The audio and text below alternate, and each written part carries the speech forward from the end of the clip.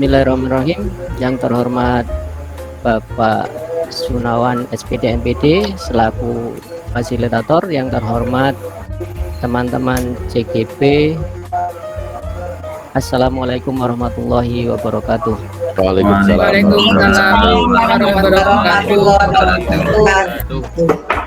Syukur alhamdulillah kita panjatkan kehadirat Allah Subhanahu wa taala karena kita masih dianugerahi kesehatan sehingga kita dapat berjumpa kembali dalam kegiatan presentasi.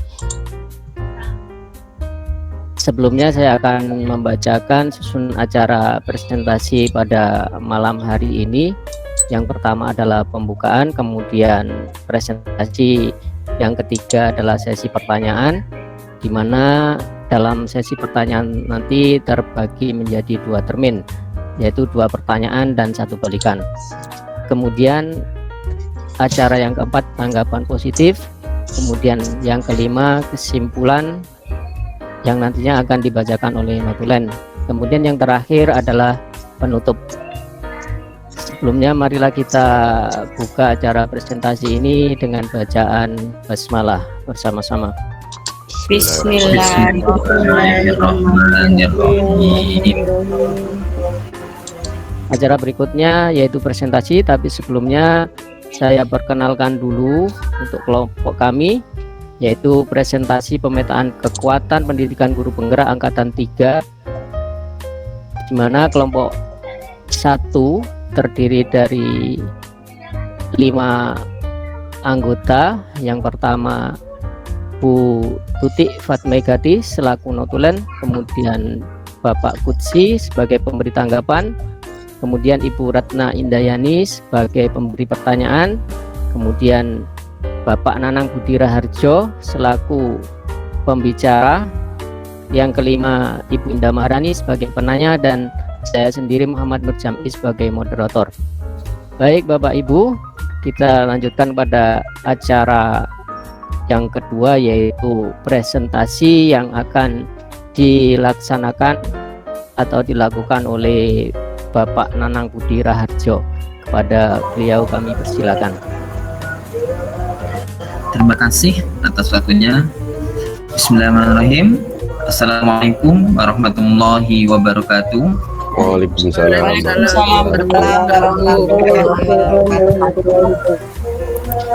Alhamdulillahirrahmanirrahim.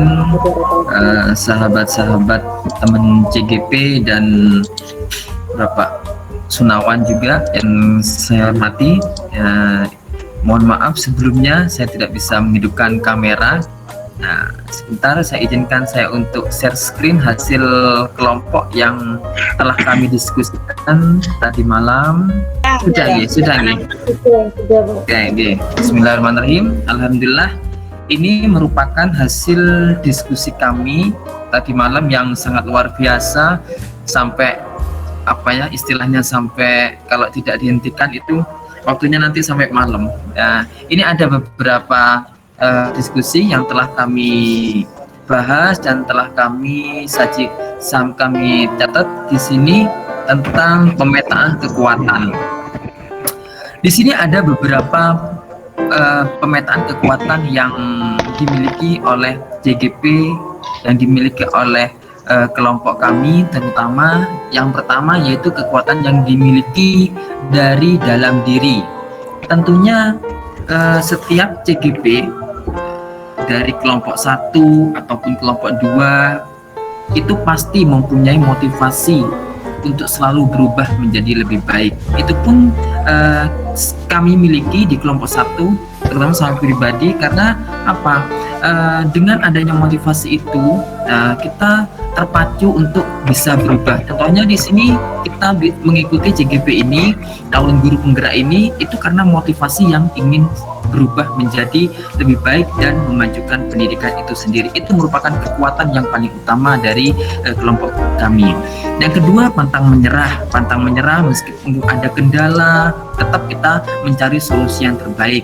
Yang kedua, bisa bekerja sama dalam bekerja sesama tim, dengan teman sejawat, dengan teman guru, bekerja sama dengan kepala sekolah, bekerja sama dengan atasan, bekerja sama dengan juga wali murid dan komite sekolah. Yang selanjutnya yaitu menyukai hal-hal baru yang positif. Nah, yang selanjutnya kreatif, inovatif dan mandiri. Tentunya teman-teman guru di sini di kelompok kami itu sangat luar biasa. Banyak sekali ide-ide kreatif yang muncul. Salah satunya dalam membuat PPT itu saya sangat mengapresiasi sekali, sangat luar biasa sekali, dan juga berpihak pada murid. Kekuatan yang selanjutnya yaitu kekuatan dari luar, di mana di sini ada aset utama yang dimiliki, terutama di kelompok kami.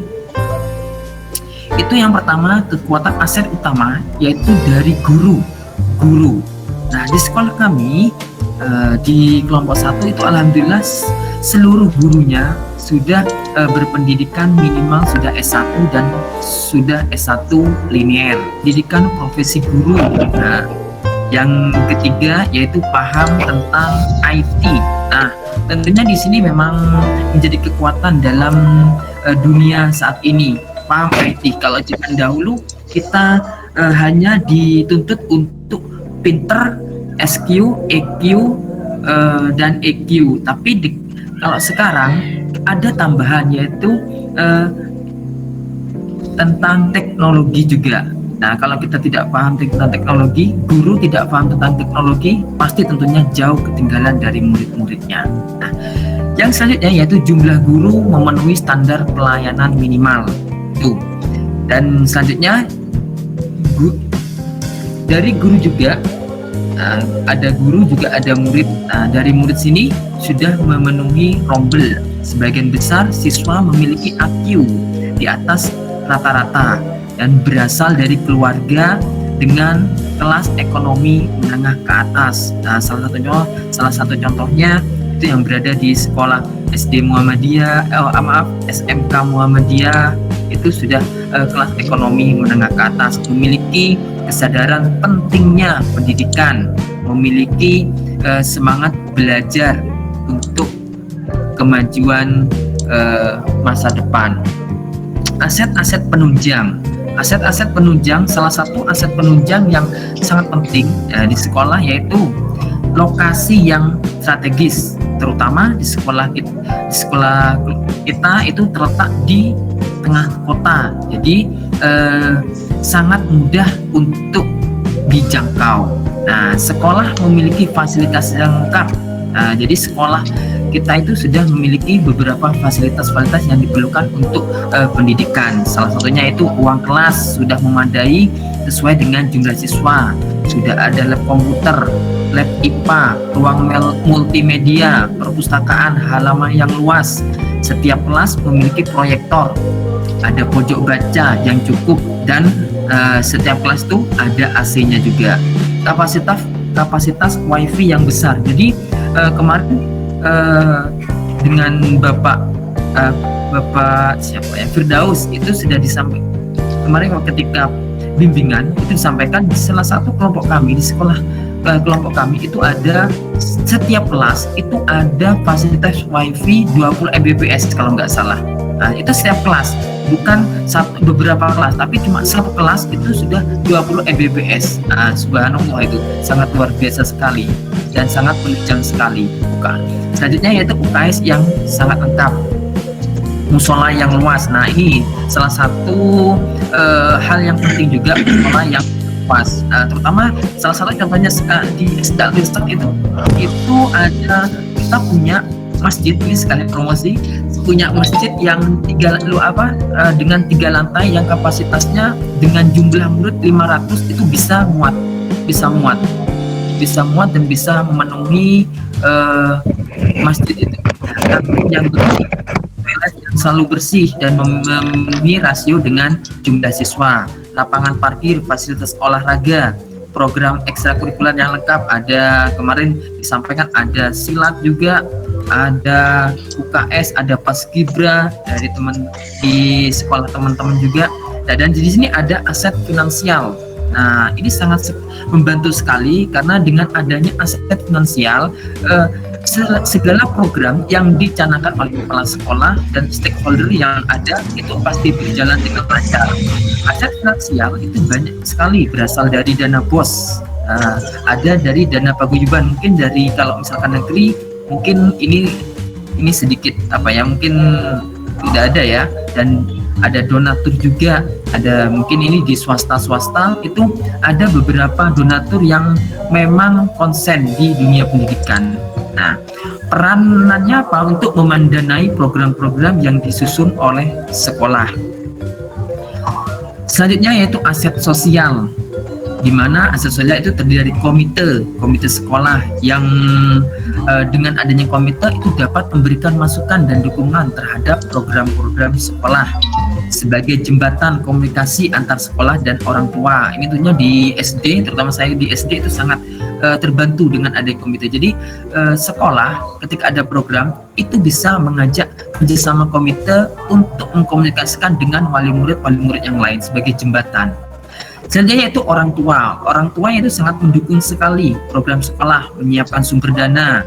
Nah, dengan mungkin kalau di swasta bisa membayar uang infak, di SMK Muhammadiyah ada uang infak, ya menyiapkan sumber dananya. Komunitas belajar di sini di setiap sekolah kelompok kami itu ada yang namanya komunitas belajar. Gunanya apa? Untuk meningkatkan kompetensi setiap guru, meningkatkan kolaborasi guru untuk merancang pembelajaran yang lebih baik. Selanjutnya aset sosialnya itu aset budaya dan agama, di mana ya, sebagai mitra sumber pembelajaran, misalnya dalam kegiatan pengembangan budaya kita bisa bekerja sama dengan sanggar-sanggar yang ada di lingkungan. Misalkan sekolah mendatangkan guru gamelan, itu bisa dalam kegiatan yaitu aset budaya. Misalkan dari agama, misalkan ketika peringatan PHBI, peringatan Hari Besar Agama, kita bisa bekerja sama dengan tokoh-tokoh agama, misalkan dari pesantren mana, kita bisa mendatangkan meminta bantuan untuk mengisi kegiatan-kegiatan yang diselenggarakan oleh sekolah. Selanjutnya yaitu pemangku kepentingan atau stakeholder. Nah, peranannya ini sangat penting sekali. Salah satunya itu memberikan masukan dan persetujuan mengenai program-program yang dilakukan oleh sekolah. Saya pribadi itu sangat merasakan sekali. Ini salah satu dari dukungan dari pemangku kepentingan seperti pengawas. Alhamdulillah dulu ketika kami masih istilahnya mau menempuh lanjutan dari guru-guru yang masih belum linear itu sangat difasilitasi.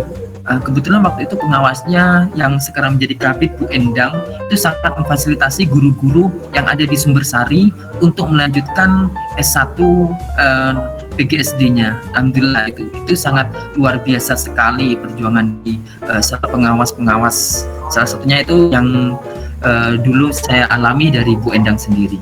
Mungkin itu paparan dari kami, kurang lebihnya mohon maaf.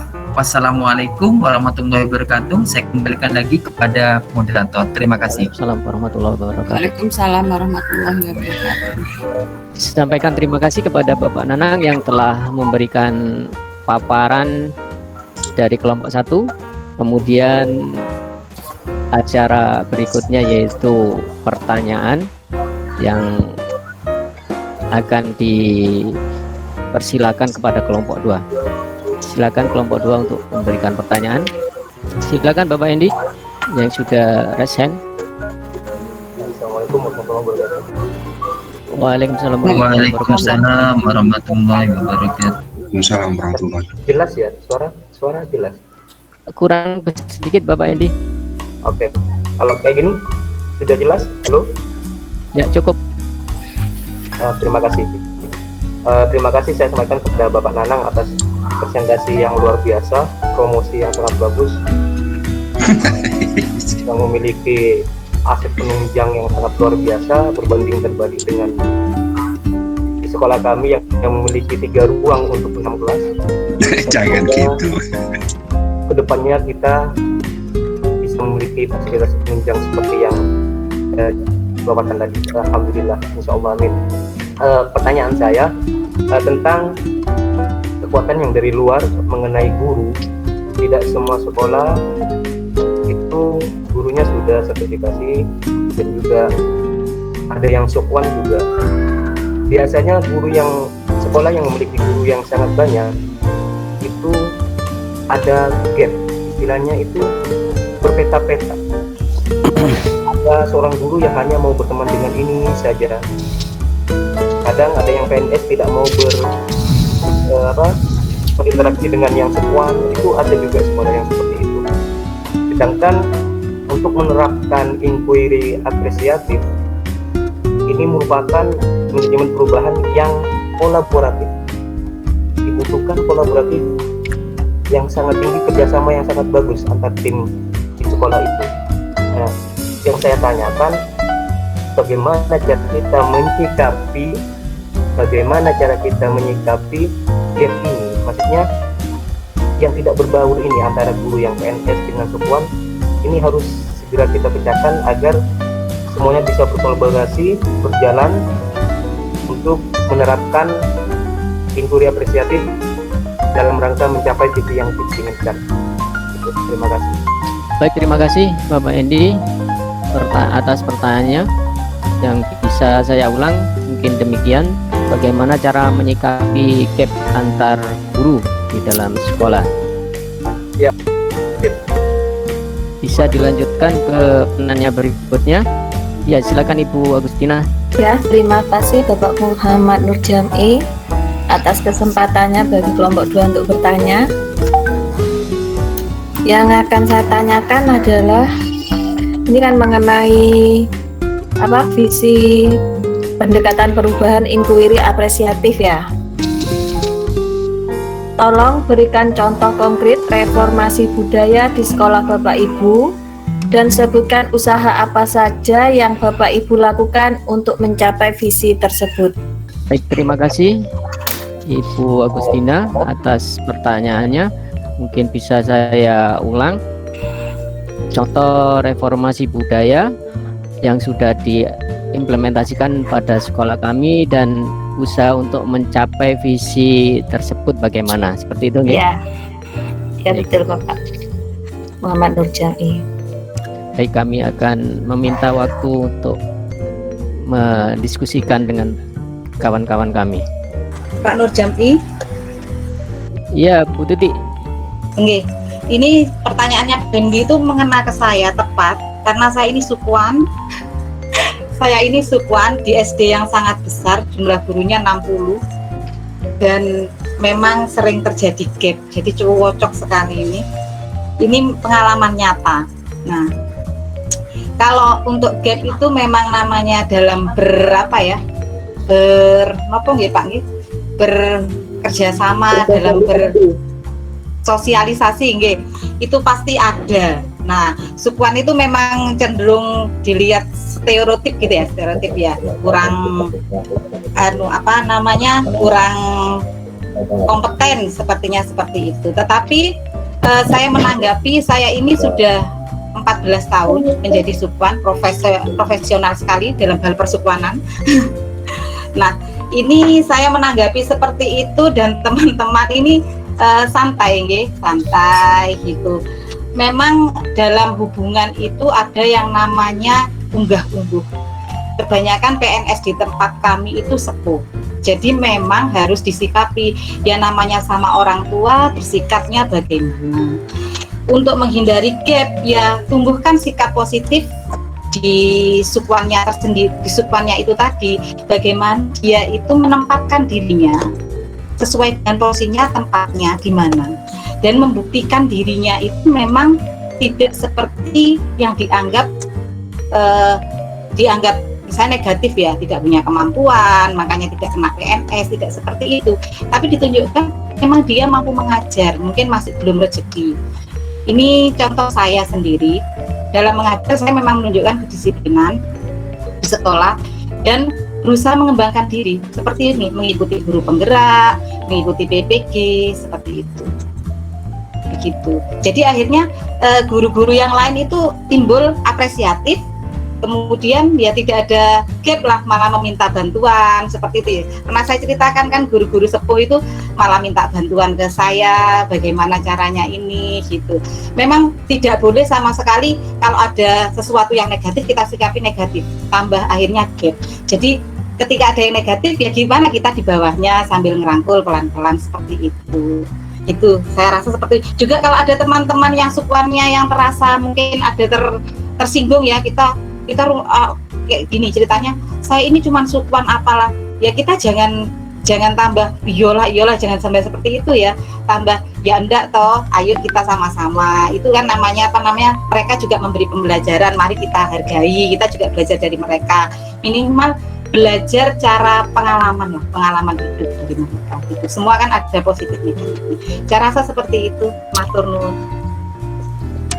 Baik, terima kasih Bu Tuti Fatmegati.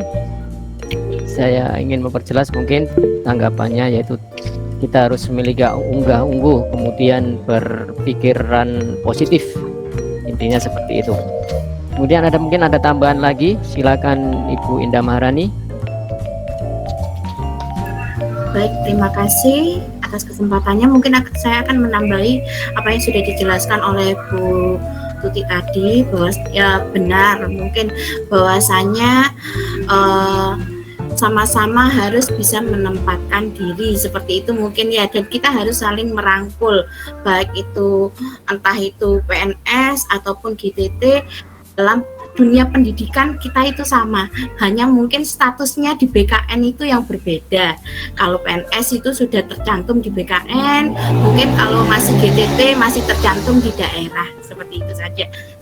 Tapi untuk intinya dalam dunia pendidikan, seorang guru itu tidak memandang dia itu seorang PNS ataupun dia itu GTT.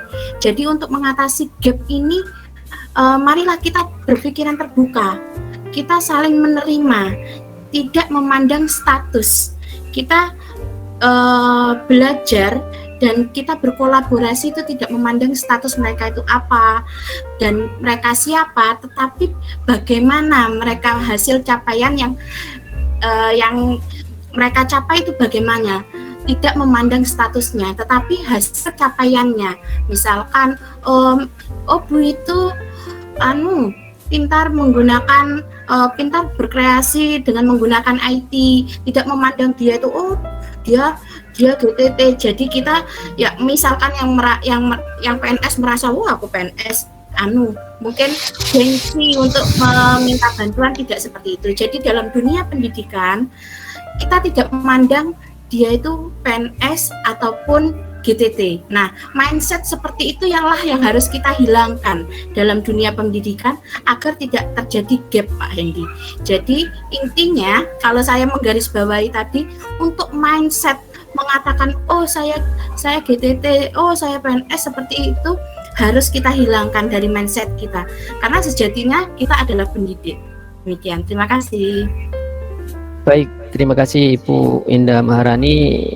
Intinya bahwa kita harus menanamkan pola pikir atau mindset kolaborasi, bahwa di dalam dunia pendidikan bahwa dudukan kita atau status kita sebagai guru itu sama, tidak ada ASN, tidak ada PNS ataupun honorer. Silakan Bapak Hendy. Oke. Terima kasih Ibu Indah dan Ibu Tuti sebagai Fatmegati yang sudah mengalami langsung ini. Sekarang Ibu Tuti sudah menjadi ibu sopwan yang profesional. Malam ini malam Jumat, insya Allah kedepannya Ibu Tuti akan menjadi guru PNS bersertifikasi dan profesional. Amin. Amin ya rabbal alamin. Saya sangat jelas atas jawaban dari kelompok 1. Kita harus sudah memang berkolaborasi, itu sangat penting untuk kedepannya. Semoga kita bisa mewujudkan impian Ganjar Dewantara. Terima kasih. Minta waktunya Pak Nur Jampi sebentar buat Pak Hendy tadi dan teman-teman yang sudah mendoakan. Terima kasih, saya sangat terharu sekali ya. Terima kasih banyak. Semangat. Amin. Semuanya. Baik. Insya Allah. Kita lanjutkan pada baik. Terima kasih Bapak Hendy. Kita lanjutkan pada sesi pertanyaan yang kedua untuk jawaban pertanyaan kedua dari Ibu Agustina pada kelompok 1. Silakan untuk memberi jawaban. Silakan Bu Ratna Indayani. Baik, terima kasih Pak Nurjati atas waktunya. Saya akan mencoba menjawab dari pertanyaan Ibu Agustina, yaitu contoh informasi konkret budaya di sekolah, kemudian usaha apa untuk mewujudkan visi tersebut. Nah, dari pertanyaan ini yang saya tangkap ini ya, contoh konkret ini yang sudah diterapkan di sekolah saya terutama untuk budaya sendiri. Budaya kalau penerapannya ke siswa itu di sekolah kami diadakan yang namanya Pandalingan Day, di mana itu biasanya setiap hari Kamis, di mana setiap hari Kamis itu anak-anak memakai baju batik Jember, kemudian pakai ublang. Jadi pakai ublang yang motifnya juga bakau ya, tembakau. Nah, ublang ini dibuat sendiri oleh anak-anak pada saat pembelajaran mata pelajaran prakarya. Jadi itu hasilnya sendiri, dipakai sendiri gitu.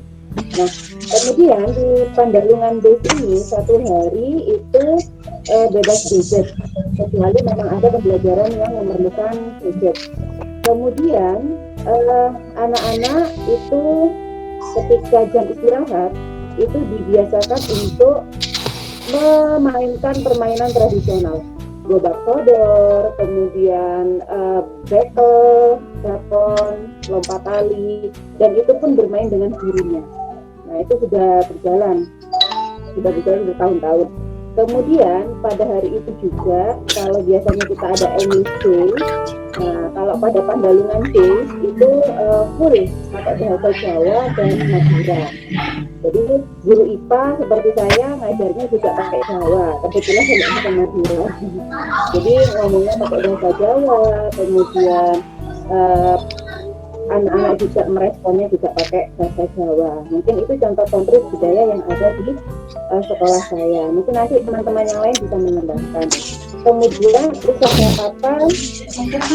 apa yang dilakukan untuk mewujudkan visi tersebut, yaitu tadi, jadi pengenalan permainan tradisional dan pengenalan budaya asli dari Jember. Dan kebetulan untuk mewujudkan visi tersebut di sekolah kami juga anak-anak itu difasilitasi dengan ekstrakurikuler patrol, musik patrol. Jadi alat musiknya lengkap, personilnya ada, dan pelatihnya pun ada.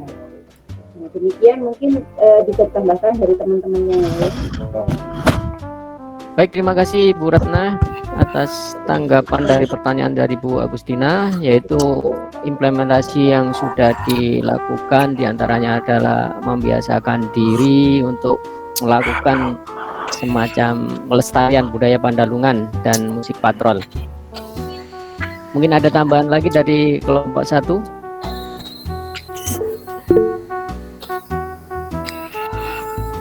Sudah cukup, silakan untuk Bu Agustina untuk memberi tanggapan atau balikan. Iya, terima kasih atas jawabannya Bu Ratna Indayani. Jawaban yang sangat bagus dan menginspirasi untuk semua. Dan terima kasih, jawabannya bagus. Baik, terima kasih. Terima kasih Bu Agustina. Acara berikutnya yaitu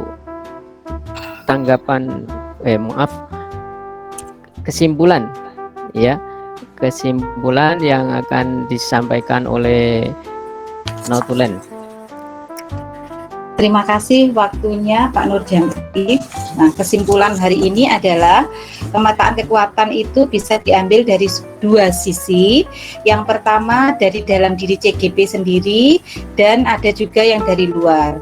Yang dari luar yaitu berupa aset utama, aset penunjang, aset finansial, serta aset sosial. Selain itu, yang kedua adalah untuk mengurangi gap antara GTT dan PNS di suatu sekolah yang jumlah gurunya besar, yang harus dilakukan adalah saling menghargai, bersikap terbuka, dan saling berkolaborasi. Karena sejatinya kita adalah pendidik.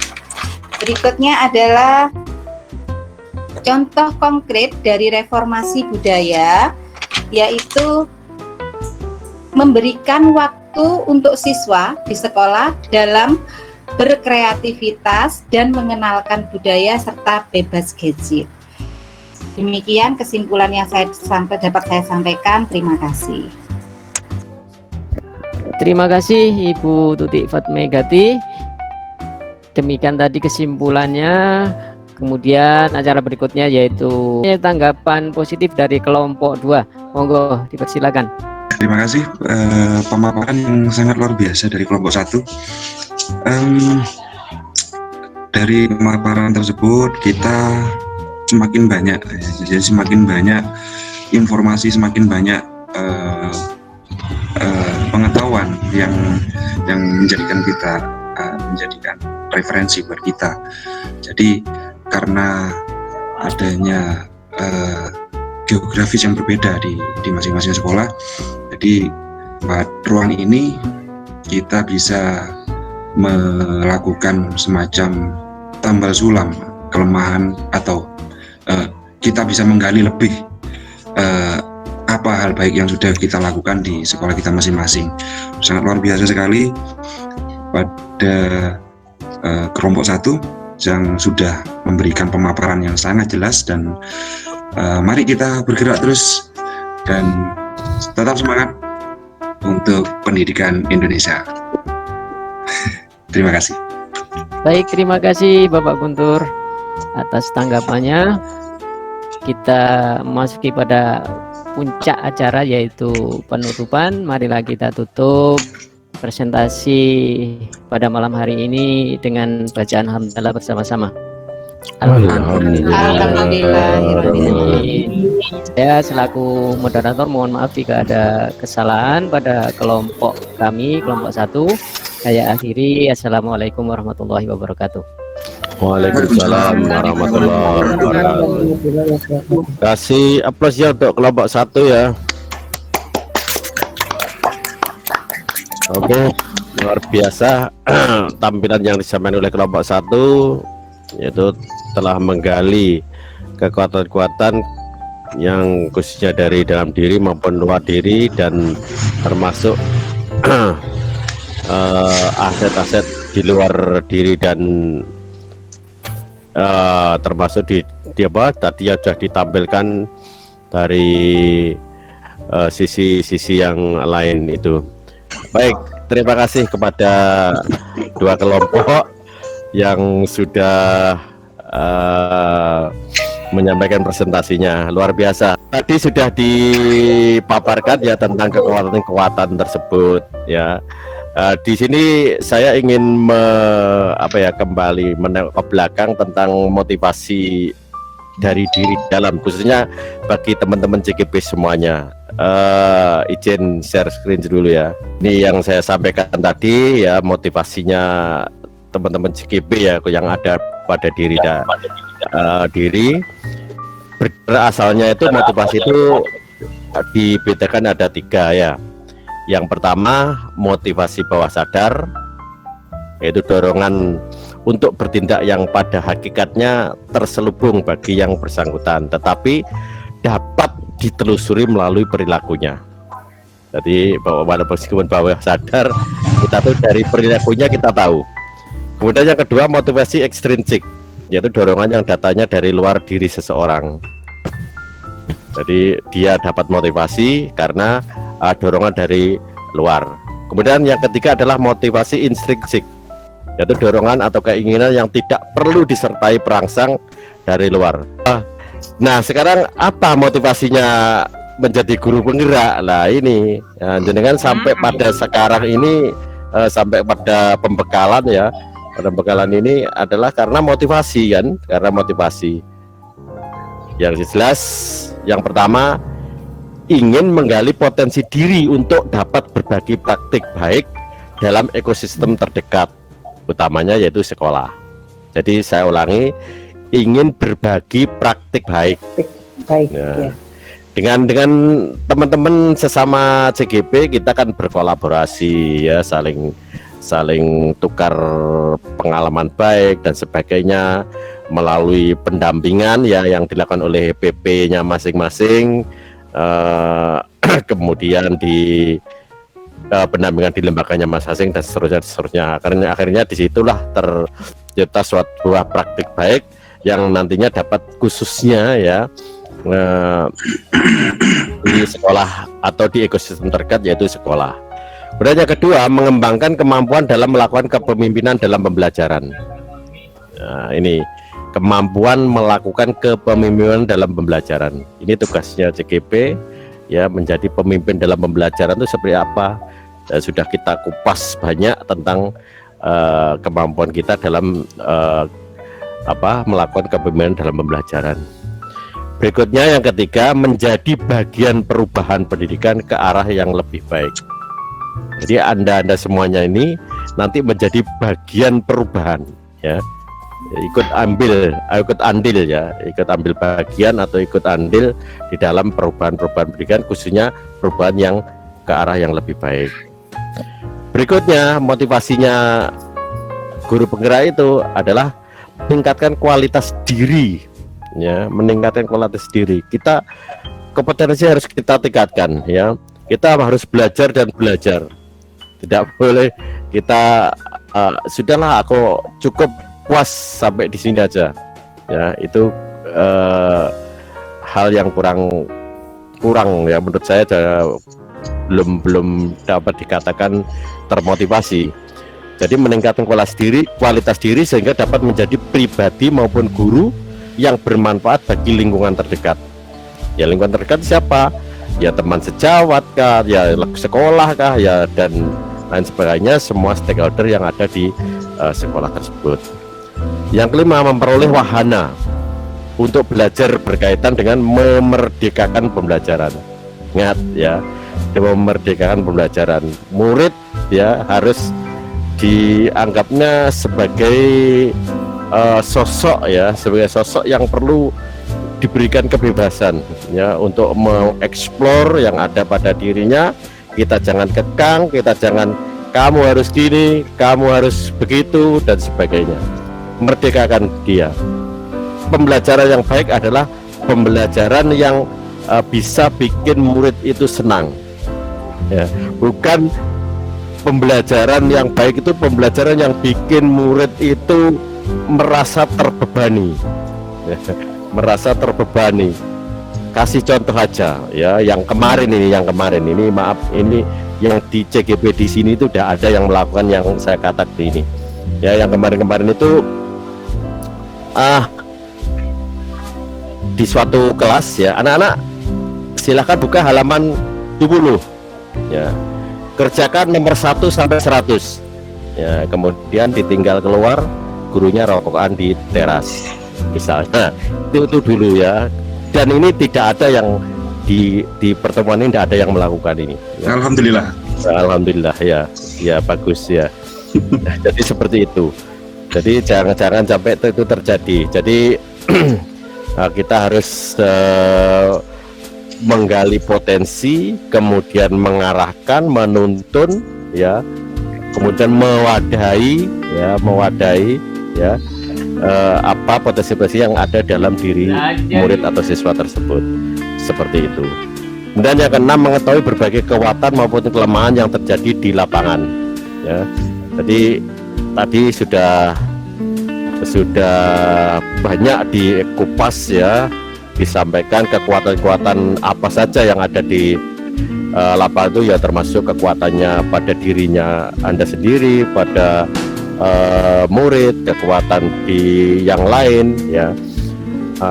Tak kalah penting adalah ini juga yang mendukung kekuatan di sekolah ya. Artinya itu kalau yang sekarang ini yang mungkin yang relevan adalah kemitraan ya, kemitraan sekolah dengan misalnya konektivitas digital ya, yang sekarang karena ini banyak pembelajaran daring dan sebagainya. Ini penting ya, kita harus ada kemitraan ini untuk memperkuat juga ya Karena dengan tidak adanya kemitraan ya, misalnya kita MOU dengan Telkom misalnya ya, lembaga itu MOU dengan Telkom ya, MOU-nya apa ya, dalam bentuk terkait dengan jaringan, terkait dengan apa fasilitas-fasilitas lain yang mendukung pembelajaran jarak jauh seperti itu.